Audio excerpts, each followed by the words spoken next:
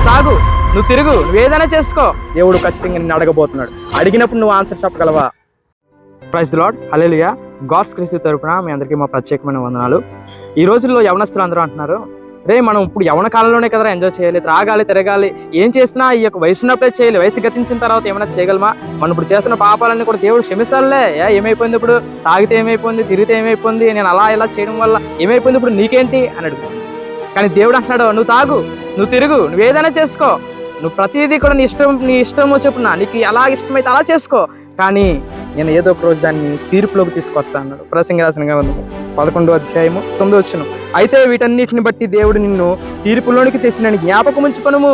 కాబట్టి ప్రతి ఒక్కరు కూడా మీరు చేసే కార్యాలను, ఎలాంటి కార్యాలు చేస్తున్నారు మీరు, ఆ కార్యాలను బట్టి మీరు జ్ఞాపకం ఉంచుకోండి. దేవుడు ఖచ్చితంగా నిన్ను అడగబోతున్నాడు. అడిగినప్పుడు నువ్వు ఆన్సర్ చెప్పగలవా? కాబట్టి మీ ప్రవర్తన ఎందుకు దేవుని అధికారిగించుకోండి. ఈ యొక్క చిన్న వాక్యం దేవుడు దీవించిందట.